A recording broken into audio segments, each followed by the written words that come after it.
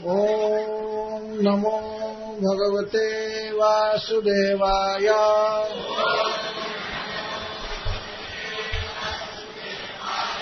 ओम नमो भगवते वासुदेवाय।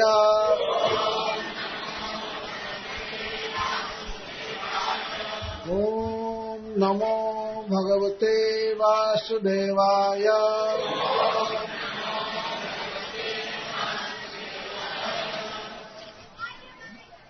अध्याय 38 पर श्लोक संख्या 18। अथाह सुरभि कृष्णम् अभिवन्द्य मनस्विनी स्वसन्तानरूपामन्त्र्य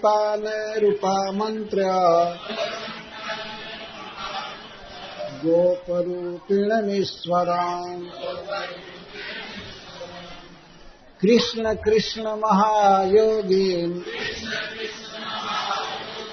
विश्वात्मन् विश्वसंभव भवता लोकनाथेन सनाथा वयमच्युता।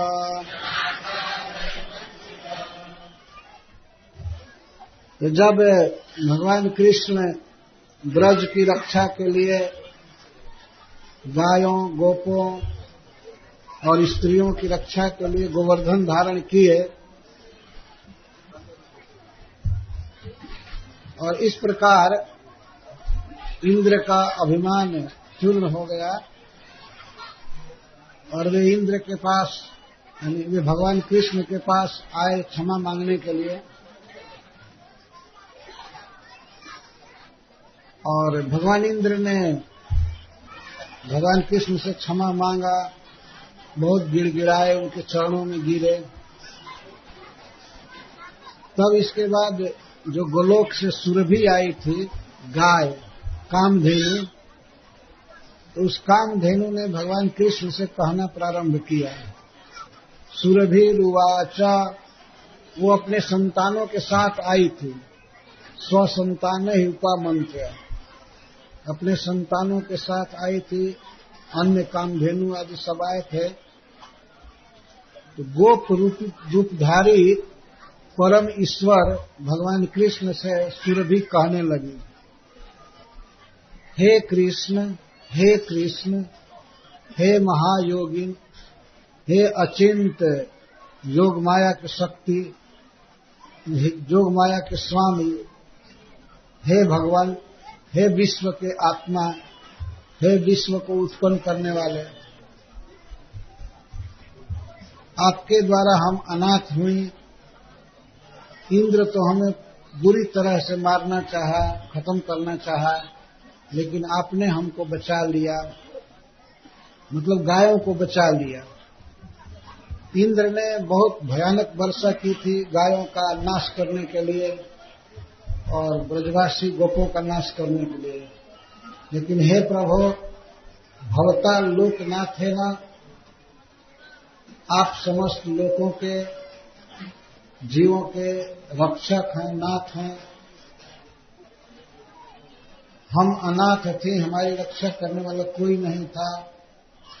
इंद्र हमें मार रहा था बुरी तरह से, लेकिन आपने हमें सनाथ कर लिया, हमें बचा लिया।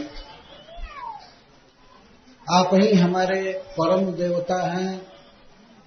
त्वं नः परमकं दैवम, आप ही हमारे इष्ट देव हैं और आप ही हमारे इंद्र हैं।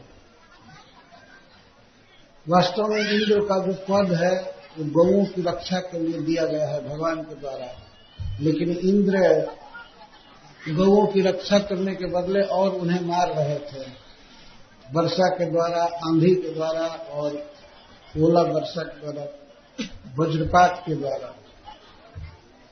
तो हमारे तो इंद्र आप ही हैं, हम आपको इंद्र मानते हैं। हे जगत की रक्षा करने वाले, भवाय भव गो विप्र देवानाम ये साधवा, गायों के, ब्राह्मणों के और देवताओं के विकास के लिए आप होइए, हम सबको समृद्ध कीजिए जो साधु जन है उन सबका विकास कीजिए, जो सज्जन है रक्षा कीजिए। तो भगवान ने कह दिया कि माता जी, सुरभि माता गाय को, कि हम तो इंद्र नहीं हैं, इंद्र तो दूसरे हैं। तब सुरभि गाय कहती है, इंद्रम नस्त्वाभिषेच्यामो, हम आपका अभिषेक करेंगे, यहाँ राज तिलक करेंगे कि आप इंद्र हैं, यह कसाई इंद्र नहीं है। इस तरह से कह रही है गाय, हम आपको इंद्र पद पर अभिषेक करेंगे।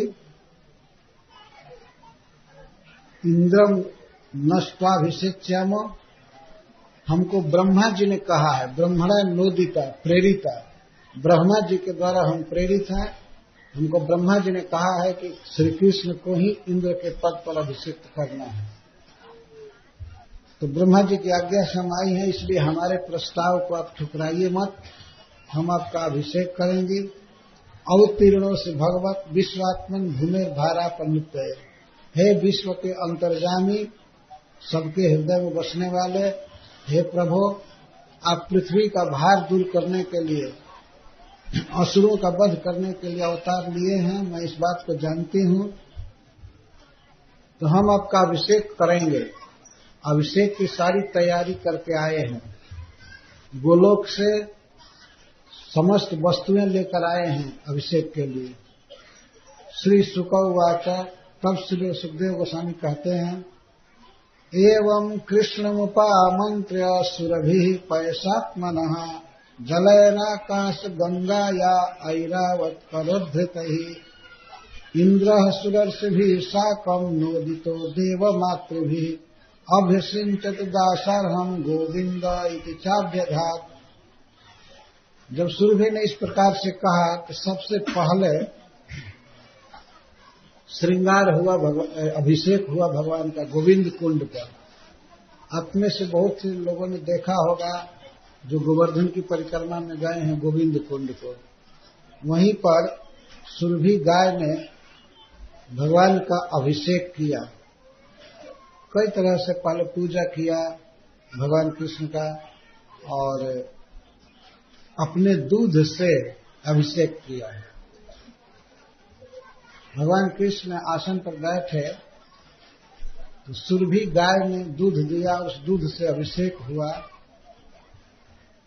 अथवा उस स्वर्गीय गाय है, आकाश में भी खड़ा हो सकती है, तो उसने डायरेक्ट भगवान कृष्ण पर अपना दूध अपने थन से गिराया, उससे अभिषेक हुआ।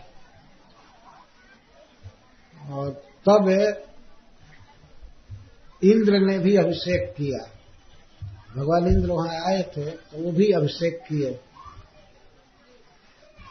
आकाश गंगा का जल ऐरावत के सूंड से डाला जा रहा है।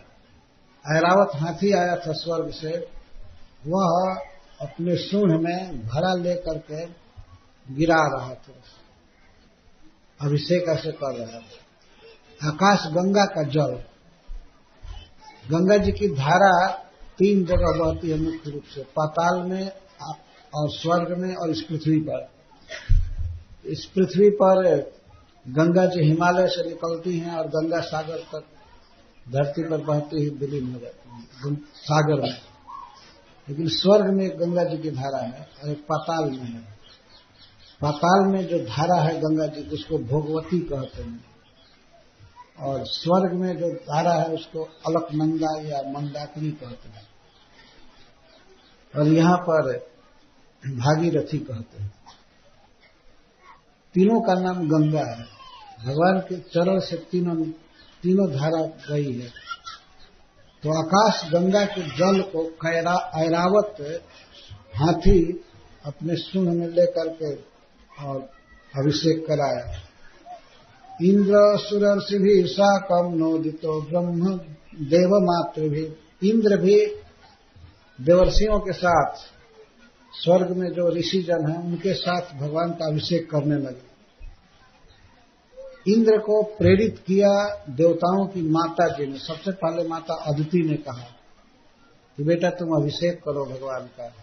देव मात्र भी नोदित इंद्र, देव माता अदिति आदि ने इंद्र को प्रेरित किया तुम अभिषेक करो, तो वे अभ्यसिंचत, उन्होंने अभिषेक किया। दासारहम,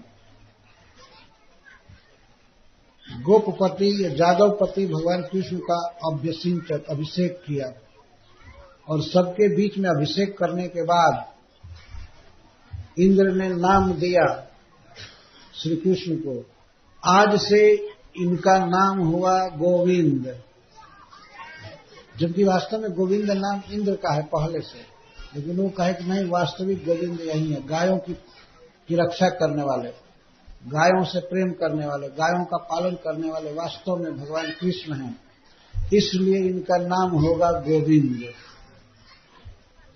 गोविंद गायों से स्नेह करने वाला। जिस समय ये उत्सव चल रहा था, अभिषेक हो रहा था, वेद मंत्र पढ़े जा रहे थे, गीत गाया जा रहा था, उस समय वहां उपस्थित हो गए अभिषेक में नारद जी, तुम्बरु और अनेक गंधर्व, विद्याधर, सिद्ध, चारण। जगुर जसह लोकमलापहम हरे, भगवान के जस को ये लोग गाने लगे। भगवान का जस कैसा है? लोकमलापहम, जो समस्त लोगों के पाप को नष्ट कर देता है।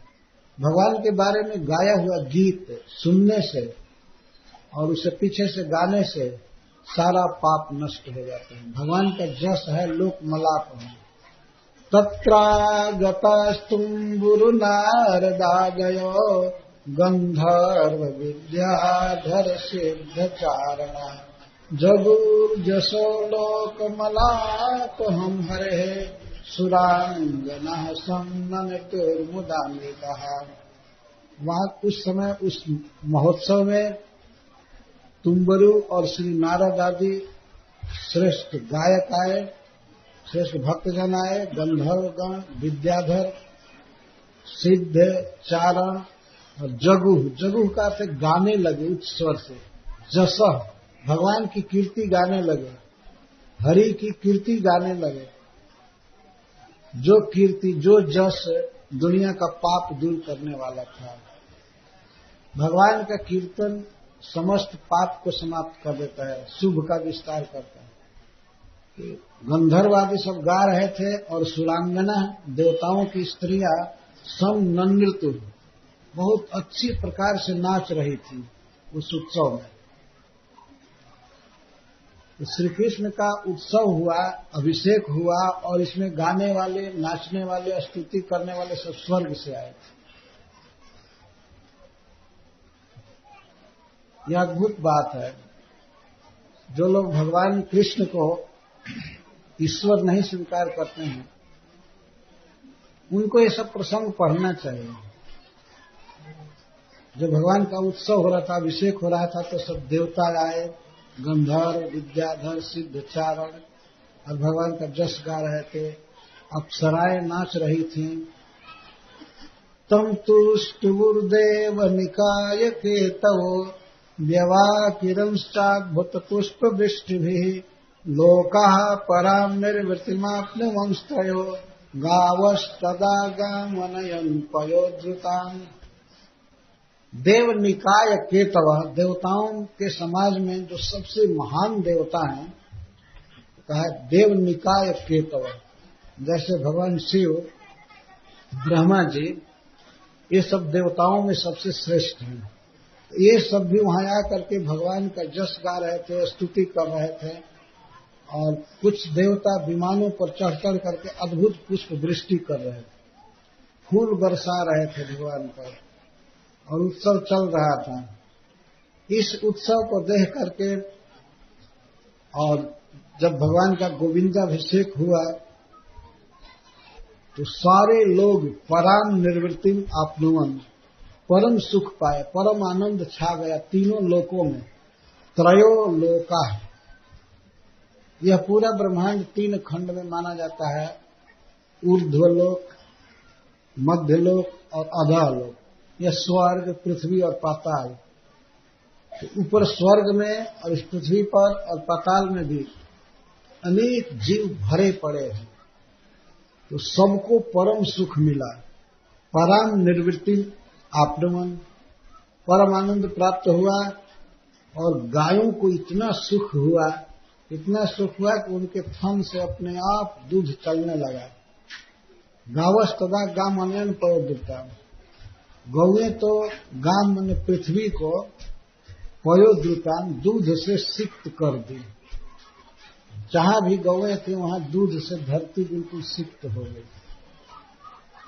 आज के युग में गौओं को लोग खिलाते नहीं हैं, प्यार नहीं करते हैं, तो गौओं के पास दूध कम रहता है, तो बछड़े से को पिलाने पर भी जल्दी दूध नहीं निकालती हैं। तो इन गायों को देखिए कि गौएं पृथ्वी को पयोद्रुतान कर दी, दूध से सिक्त कर दी, दूध चूने लगा। नाना रसौघा सरितो वृक्षायासन मधुस्रवा, और सरिताएं अनेक प्रकार के रसों को लेकर बहने लगी। नदियों में शुद्ध जल तो बह ही रहा था, किसी किसी नदी में गन्ना का जूस बहने लगा, मधु बहने लगा। नाना रसौघा, अनेक प्रकार, किसी में दूध बह रहा है, किसी में दही बह रहा है, घी बह रहा है, किसी में गन्ना का जूस बह रहा है। नदियों में नाना रस बहने लगे और मधु बह रहा था। जैसे हम लोग पढ़ते हैं कि स्वर्ग में कई ऐसे सिंधु हैं, समुद्र हैं, भिन्न भिन्न प्रकार के। हम लोगों के इस पृथ्वी पर समुद्र है, उसमें केवल नमकीन पानी है,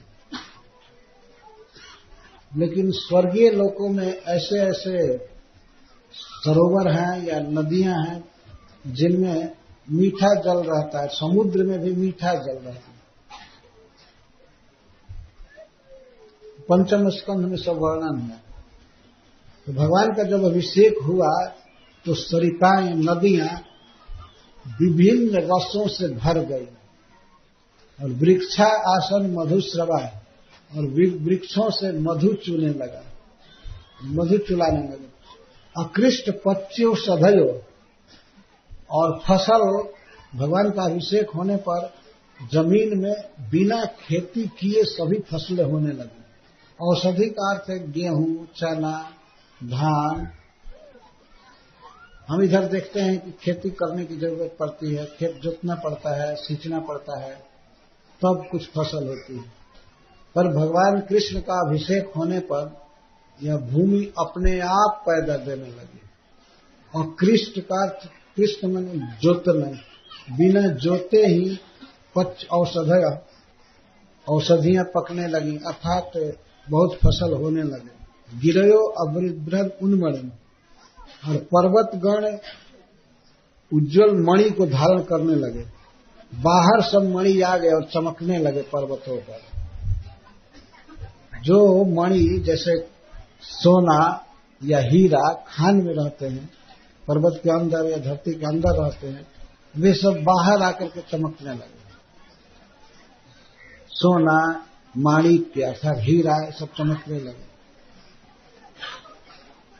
कृष्णेऽभिषिक्तएतानि सत्त्वानि कुरुनंदनाम, हे कुरुनंदन, हे कुरुवंश को आनंद देने वाले परीक्षित, कृष्ण के अभिषेक किए जाने पर जितने भी सत्वानी प्राणी हैं, ये सभी निर्भय रानी अभमन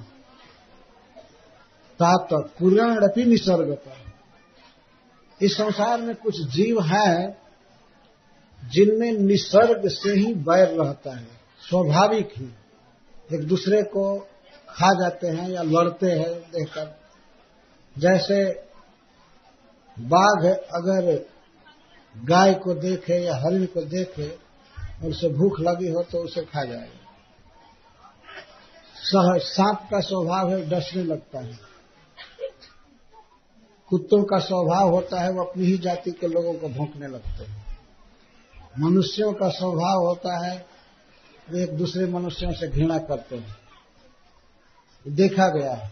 लेकिन भगवान का जब अभिषेक हुआ, गोविंदाभिषेक उत्सव हुआ, तो जितने जीव थे सब निर्वैराणी अभवन, निर्वैर हो गए। जिनमें निसर्ग से ही, जन्म से ही बैर रहता है, वे सब बैर छोड़ दिए। ये भगवान के भजन का प्रभाव होता है। कभी कभी लोग वैष्णवों से, भक्तों से पूछते हैं कि आप लोग ये केवल हरे कृष्ण करते हैं और दुनिया के लिए कुछ करते हैं क्या? समाज के लिए कुछ करते हैं? समाज के लिए यही बहुत बड़ा हित है कि कुछ लोग कीर्तन गावे। यहाँ भगवान के कीर्तन गाया गया, जस गाया गया, अभिषेक हुआ, तो और सब निर्वैर हो गए। जो जन्म से ही क्रूर होते हैं, पुराणी अपनी निसर्गतः, स्वभाव से ही, जन्म से ही जो एक दूसरे के बैरी होते हैं, वे सब एक दूसरे से प्रेम करने लगे। भगवान चैतन्य महाप्रभु जब झारखंड जंगल में गए थे तो उनके कीर्तन को सुन करके परस्पर बैर रखने वाले जीव परस्पर प्रेम करने लगे। बाघ हरिण को चूम रहा था, चाट रहा था। ये चैतन्य चरितामृत में लिखा गया है। बाघ और हरिण एक साथ हाथ उठा करके हरि बोल करने लगे और गले से लगा रहा था बाघ और सिंह। मयूर सांप को ऐसे चूम रहा था, जो सांप को देखते ही खा जाता है मयूर, वो सांप से प्यार करने लगा। और हाथी और सिंह एक साथ हरे कृष्णा कृष्णा कृष्णा हरे राम कर रहे थे। हाथी और सिंह प्रेम से वो सूंड ऊंचा करके, हाथ ऊंचा करके और भगवान का नाम बोल रहे थे। भगवान के नाम में शक्ति है, लोगों में प्रेम करा देता है। और ये तो मान लीजिए 500 वर्ष पहले की बात है, और ये 5000 वर्ष पहले। चैतन्य महाप्रभु 500 वर्ष पहले हुए थे और भगवान श्री कृष्ण 5200-300 वर्ष पहले ये हुआ था। इसको कोई न माने तो हम लोग तो देखें अपने जीवन में, हमारे गुरु महाराज श्रील प्रभुपाद दुनिया के सभी लोगों को एक मंच पर नचाते थे। रसिया के लोग और अमेरिका के एक साथ, जिनमें नैसर्गिक बैर है ना, आप लोगों ने सुना होगा, एक दूसरे से बहुत बैर है।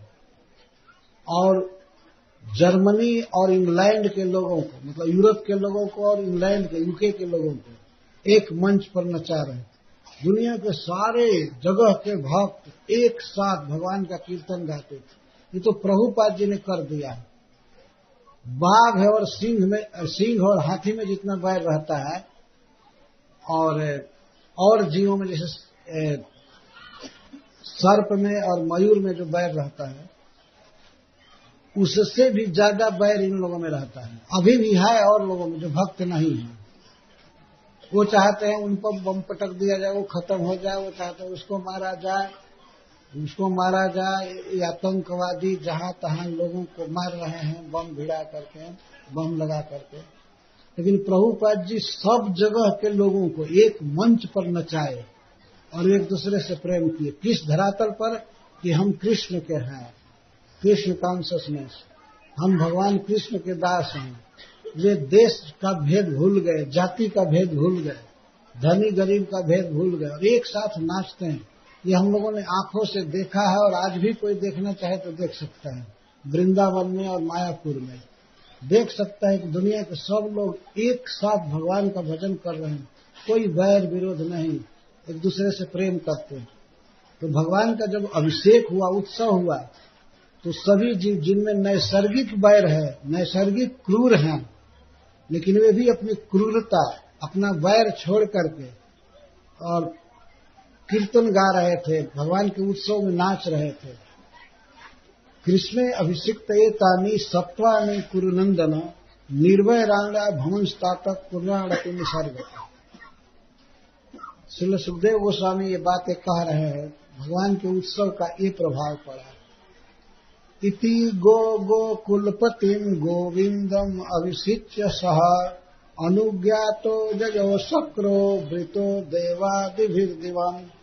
इस प्रकार गायों और गोकुल के पति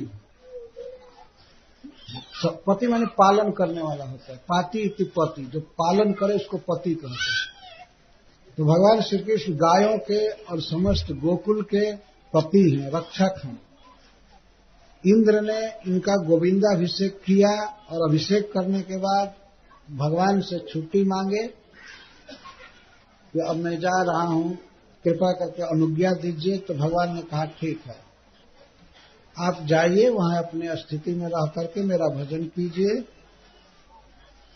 और अपने अधिकार से बाहर चेष्टा मत कीजिए, अपने अधिकार में रहिए, अपने काम में और ड्यूटी में। तो इंद्र समस्त देवताओं के साथ, गंधर्वों के साथ, चारण सिद्धादि के साथ भगवान से आज्ञा मांग करके चले गए, दिवम स्वर्ग में, अपने लोक में चले गए। इस प्रकार इंद्र के द्वारा भगवान से माफी मांगा जाना, यह अध्याय पूरा हुआ। तो यहाँ एक संदेश अपने आप मिल रहा है कि जब कीर्तन करने से, भगवान का जस गाने से, भगवान की पूजा करने से नैसर्गिक वैर रखने वाले जीव भी निर्वैर हो गए, तो यही करना चाहिए। आप जहां भी जाएं वहां भगवान का नाम बोलते रहिए।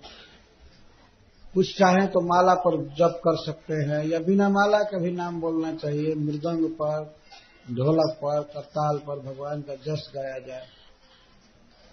पहले भी हमने देखा है कि जब गांव में किसी रामायण होता था तो लोगों में इतना भेदभाव नहीं रहता था। आज के लोग अब टीवी देखते हैं तो टीवी में यही दिखाया जाता है कि क्या झगड़ा हो रहा है, इससे उससे, रोज यही दिखाया जाता है।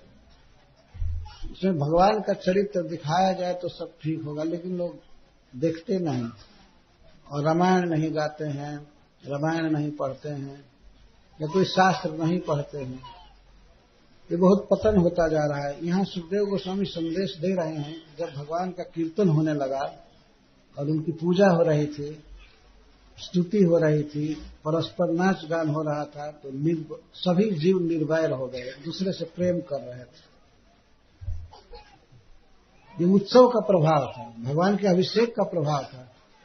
इसीलिए भगवान का अभिषेक करना चाहिए। अभिषेक का अर्थ है उनको नहलाना, दूध से, दही से, मधु से, और साथ में कीर्तन गाना, और कीर्तन के साथ डांस करना, नृत्य करना।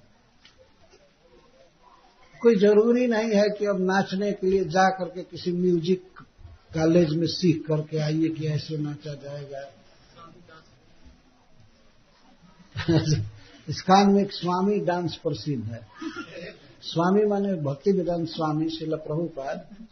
तो कहे कि जिसको नहीं भी नाचना आता होगा, हाथ ऊपर करके और दाहिने पैर को बाएं, बाएं पैर को दाहिने, ऐसे ऐसे करे, यही है स्वामी डांस। और कीर्तन जब जमे तो वो और उछलना चालू करे, स्वामी डांस।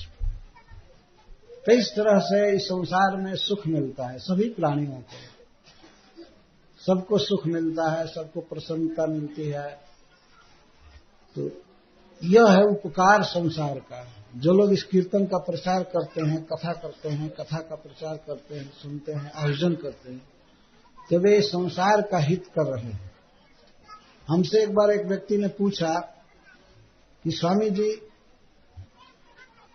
आप लोग विरक्त हो गए तो ये समाज के लिए आप क्या कर रहे हैं? मैं कहा कि मैं ये कथा कहता हूं समाज के लिए ही ना, ये कोई मैं जंगल में बाघ भालू को केवल सुनाता हूं, ये कथा करता हूं कहीं समाज में ही जाकर, नहीं, समाज का हित है ना। कोई लोग समाज में ऐसे हैं जो केवल पढ़ाते हैं, जैसे शिक्षक हैं, तो उनसे आप जाकर के कहिए ठीक है विद्यार्थियों को तो पढ़ाते हैं, लेकिन और समाज के लिए क्या करते हैं? पढ़ाना एक काम है ना, वो पढ़ा रहे हैं और उनको सरकार वेतन देती है। पढ़ाते हैं, 2-4 घंटा बोल देते हैं, उनको वेतन देती है। हम लोगों को तो एक पैसा नहीं देती है, लेती तो नहीं है, लेकिन सरकार के द्वारा कोई वेतन नहीं है।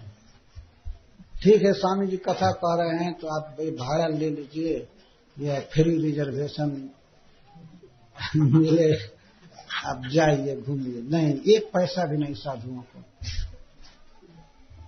और लोगों को सरकारी आदमी है उनको देती है। एक दृष्टि से मान लो जो उपकारी है, समाज का काम कर रहे हैं, लेकिन सबसे ज्यादा उपकारी तो साधु लोग हैं जो भगवान की कीर्ति का प्रसार करते हैं और इससे संसार में सुख छाता है, सुख शांति होती है। तो यह संदेश है, भगवान की भक्ति से ही व्यक्ति सुखी होगा और सारी दुनिया सुखी होगी और परस्पर वैर भाव मिटेगा, सबसे प्रेम बढ़ेगा, इसमें जाति भेद, धर्म भेद ये सब नहीं रहेगा। हम सभी मनुष्य हैं, हम सभी जीव हैं और भगवान कृष्ण के अंश हैं, उनके पुत्र हैं और वे हमारे पिता हैं। इस धरातल पर हम लोग भाई भाई हैं। कभी कभी लोग लिखते हैं कि हम लोग भाई भाई हैं, हिंदू मुस्लिम सिख ईसाई आपस में सब भाई भाई। तो ठीक है, हमारे गुरु महाराज कहते थे कि बहुत अच्छा है, हम लोग भाई भाई हैं। तो भाई कब हैं? जब एक बाप होगा तब ना।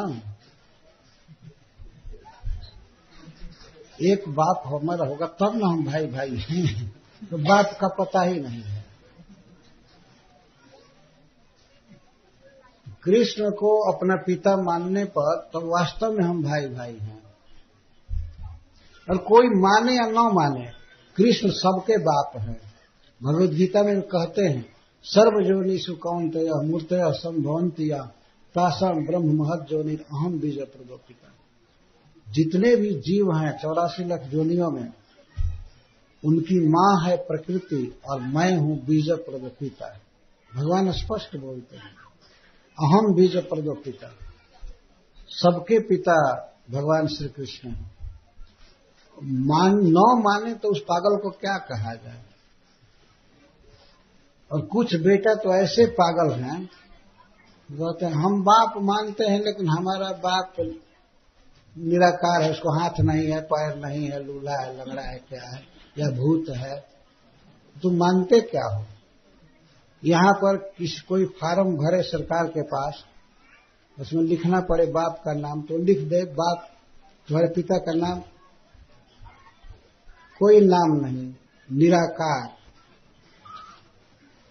ये ड्रेस सब जगह, हमारा बाप सब जगह है। उसका रूप कोई फोटो तो खिंचाया हो? नहीं, तो कोई रूप नहीं है। तो वो फार्म भर करके क्या वो पा सकता है नौकरी? सरकार कहेगी पागल है, इसको निकालो, हटाओ। कहाँ का है पता ही नहीं चल रहा है। बिना पिता के पुत्र का परिचय नहीं होता है। और भाई तो निश्चित ही पिता के आधार पर होते हैं ना। यदि कोई 4 भाई है तो इसका मतलब उसके पिता एक हैं। तो पिता अपने अपने मन से मान रहे हैं, जैसे हमारा पिता ये है, कोई कहता हमारा पिता निराकार है, हमारा पिता कुछ पता ही नहीं है, ये नहीं, नाम नहीं है, रूप नहीं है। लेकिन वास्तव भगवान गीता में जब बोलते हैं कि मैं पिता हूं, तो भगवान का रूप है, सांवला सलोना रूप है, अर्जुन के रथ पर बैठे हैं, उनकी बहुत सुंदर अलके हैं, केस हैं, सबके पिता हैं, बूढ़ों के भी, ब्रह्मा के भी, लेकिन उनके केस बिल्कुल काले हैं कृष्ण के। कितने मर गए उनके बेटे जी जी करके, लेकिन वो जेव कहते हैं किशोर अवस्था के। ऐसे प्रभु का, भगवान कृष्ण का जब भजन होता है तो सभी जीवों में वैर विरोध समाप्त हो जाता है। यह देखा गया है सारी दुनिया में कि काम कर, केवल इस बेसिस पर कृष्ण प्रभु हैं, कृष्ण स्वामी हैं, कृष्ण पिता हैं, कृष्ण माता हैं, और कृष्ण की पूजा करनी चाहिए, कृष्ण का सम्मान करना चाहिए, कृष्ण का यश गाना चाहिए। सभी कुछ लोग गा रहे थे भगवान का यश भोजपुरी भाषा में, इसे सब लोग नहीं समझ रहे थे। बाहर से आए हुए, अमेरिका से या भारत के महाराष्ट्र गुजरात आदि से आए हुए लोग नहीं समझ रहे थे। बीच बीच में नाम आ रहा था गोवर्धन पर्वत का, कन्हैया, तो लोग धैर्य रख रहे, ठीक है भगवान का भजन ही हो रहा है नाम कन्हैया आ रहा है और सब आ रहा है। यह है भगवान का जस गाना। तो भगवान का जस गाना चाहिए, कीर्तन करना चाहिए, जाप करना चाहिए, यही संदेश है। हम लोग तो यहाँ 6 दिन से भगवान की कीर्ति गा रहे हैं अपनी शक्ति के अनुसार। जिसमें जितनी क्षमता है, गाने की शक्ति है, बोलने की शक्ति है, श्लोक पढ़ने की, भागवत पढ़ने की शक्ति है, तो उतना करे। सूत गोस्वामी कहें जैसे आकाश में सभी पक्षी उड़ते हैं, यह आकाश तो अनंत है, वैसे ही भगवान का जस अनंत है। अब अपनी शक्ति के अनुसार जितना उड़े उतना उड़ना चाहिए। गरुड़ जी भी आकाश में उड़ते हैं, जो एक बार पंख मारने से करोड़ों योजन जा सकते हैं। हमने सुना है ना कि मंदराचल पर्वत को उठा लिए अपने चोट से, अपनी पीठ पर ये भगवान रख दिए, और देवताओं को, दैत्यों को ले करके और भगवान को भी, पर्वत को भी वे उड़ करके समुद्र के पास पहुंचा दिए। जिस पर्वत से दैत्य लोग दब करके कितने मर गए थे, देवता भी मर गए। पर्वत गिर गया, ले जा रहे थे समुद्र मथने के लिए, कोई कहा नहीं कि मैं थक गया हूं, अब रखिए रखिए। अपनी हीनता सिद्ध नहीं करना चाहते। ठीक है अभी चलोगे ना, हाँ चलिए हम नहीं थकेंगे। और कह देते कि मैं थक गया तो अपनी बेइज्जती समझ रहे, हाँ चलो साबस, लेकिन शक्ति तो पस्त हो गई। गिर गया पर्वत, कितने लोगों के हाथ पैर टूट गए, कितने मर गए। फिर भगवान प्रकट हुए। भगवान प्रकट होकर के अपनी कृपा दृष्टि से देवताओं को और दैत्यों सबको जीवित कर दिए। कहे चलो कोई बात नहीं, फिर समुद्र मथने के लिए। लेकिन उनका साहस टूट चुका था। तब भगवान ने कहा कि सब लोग गरुड़ पर चढ़ो। गरुड़ जी पंख को नीचा कर दिए बिल्कुल, उस पर सब देवता चढ़े, दैत्य चढ़े। भगवान ने उस पर्वत को भी गरुड़ जी पर रख दिया, खुद चढ़े, और गरुड़ जी पंख मारे, उड़ करके जा करके उतार दिए। ये कथा है भागवत में। तो गरुड़ जी भी आकाश में उड़ते हैं, बड़े बड़े राजहंस भी उड़ते हैं, बड़े बड़े उड़ान भरने वाले पक्षी उड़ते हैं, और मच्छर भी उड़ता है। मच्छर कितना उड़ता होगा, बहुत बेचारा कम उड़ता होगा। जो पहाड़ पर रहते हैं वहीं के हैं, नीचे से नहीं गए होंगे, है ना, वहीं उत्पन्न होते होंगे, लेकिन फिर भी वो भी उड़ते हैं। गौरैया आदि पक्षी भी उड़ते हैं अपनी उड़ान भर, पर उड़ते हैं। इसी तरह से मनुष्य का कर्तव्य है, जितना भगवान के बारे में बोलना जानता है बोले, उनका जस गाए, प्रचार करे।